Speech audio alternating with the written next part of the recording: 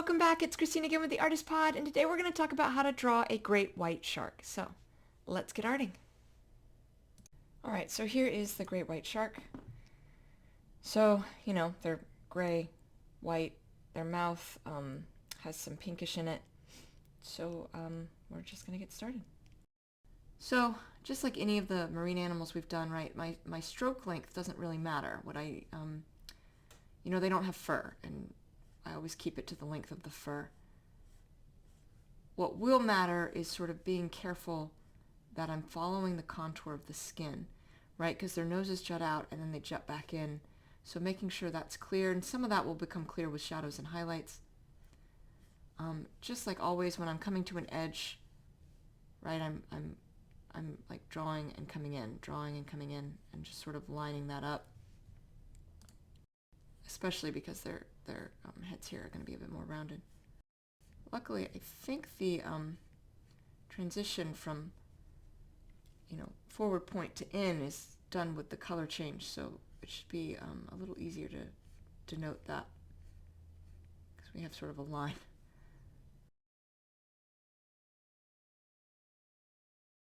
And then always around the eye, being a little bit more careful.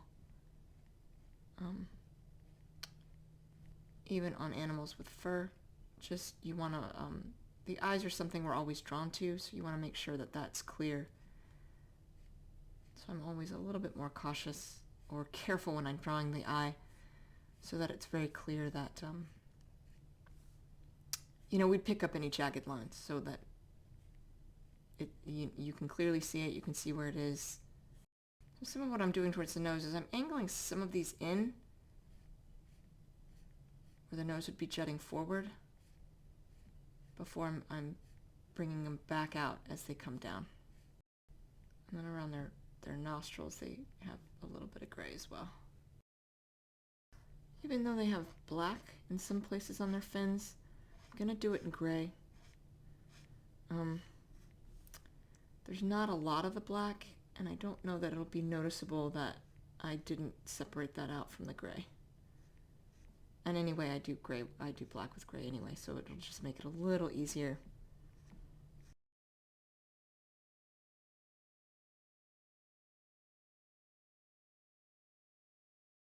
Now we'll get to the white.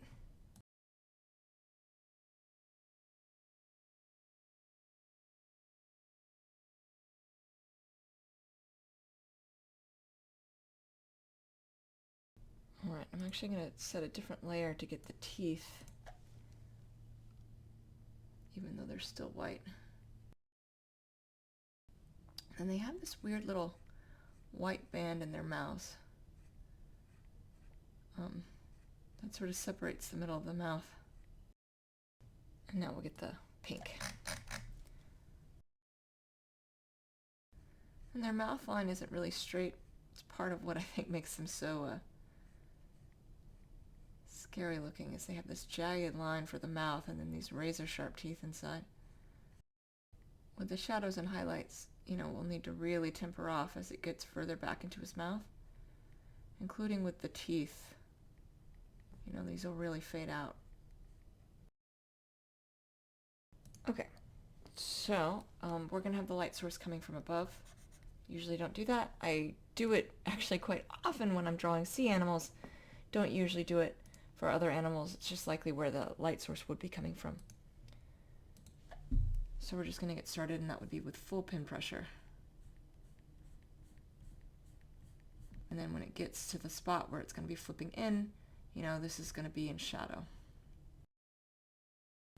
I know usually I say all edges are in shadow, but with the light source coming from straight above, it's likely that this edge on the top will not be in shadow. Will in fact be in highlight because of the angle of the light source.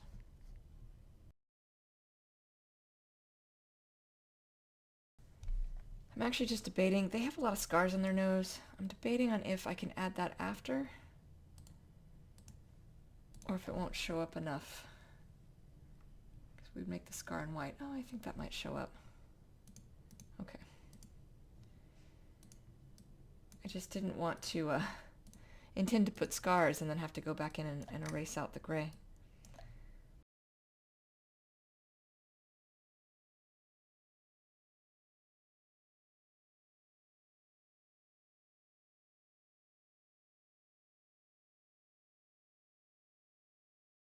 And then under the eye here, right, there's a little bit of a bulge. And I did it on the other side too, so just that little bit of shadowing underneath. That runs right back into highlight, which you can see over here, right? Like you have a little bit of shadowing here, but all of that around it is in highlight.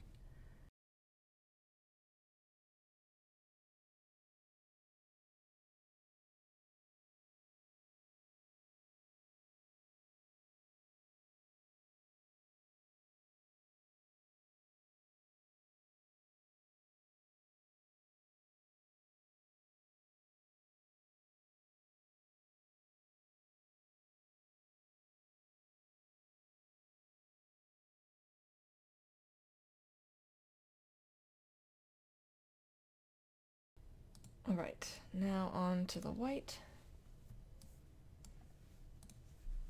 which most of the white, if not all of it, will be in shadow because all of it's underneath. All of that's underneath, all of this, and then the nose.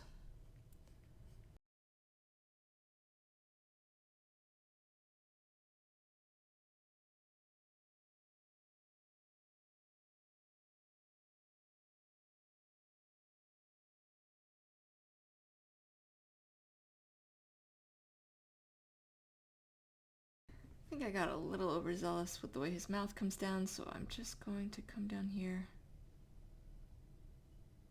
and erase it.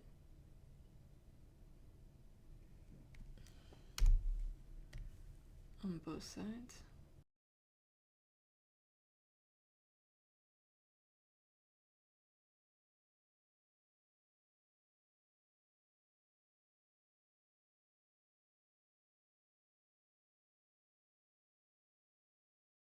Instead of a nice transition on the tail, there's actually a ridge on the tail here that would cast a shadow all the rest of the way down, so there wouldn't be any sort of gentle sort of transition as the, in theory as this rounds there would be, but not in this case because of that ridge. I'm actually just going to go in and erase some of the sketch layer that's under here. And then fill in just a little bit more where I did that. Sketch layer isn't as thick typically as, what I put on top, so that's one way to control something if I don't like how it turned out. Now we have the mouth.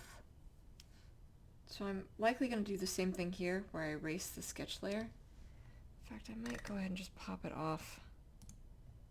Oh, wrong one.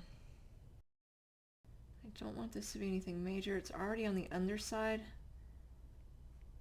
And it's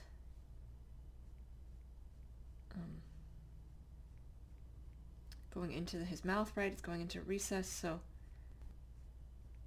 color is going to need to look like it fades. Now what's happening is just this little bit of light's getting into his mouth. Which also means as I do it, right, where the teeth are would block the light coming back. So, I'm having these gaps where it's going deeper in the gaps between the teeth. And we have the white. Same sort of thing with this white strip. So I am going to turn off the effect. Very lightly. I mean very lightly. Drawing in the teeth so that I can just erase that whole white layer. I'm working with so little space, the drawing layer is actually interfering a bit with what I need to be able to see. Pick up some of these. It's the problem with when the pressure on the nub starts going, it doesn't pick up some of my strokes.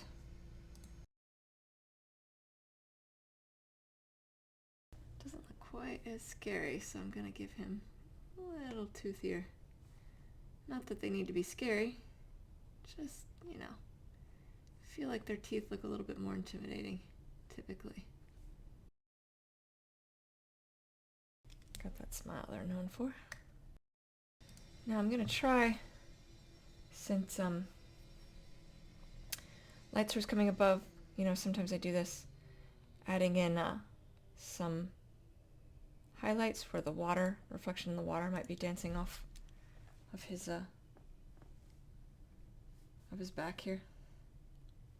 If you do it, I'm always typically going to do it so that doing kind of squiggly lines, rarely staying in one single line, right? Like I'm not just following one line, I'm going to create these jagged lines because we'll have them crisscrossing.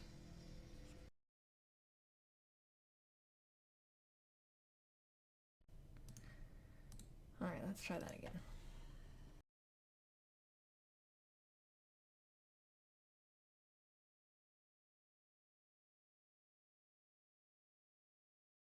It's kind of looking like it. I'm going to build up a little bit more until I'm sort of happy with it.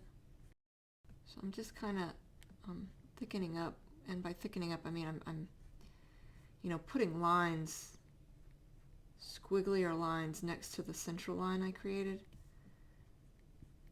And I'm finding that's, I think, the best result to sort of creating the effect. Almost like you have a central line that is then sort of fading out. Because that's what it is, you have a bunch of highlights zigzagging across. So you need to fade out the highlights. Looks kind of crazy, but when you back out, it definitely looks like the highlight on him.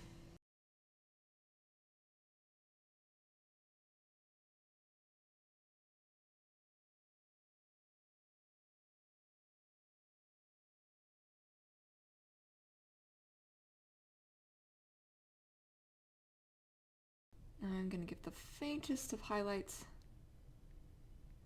at the top of the eye. Nothing big.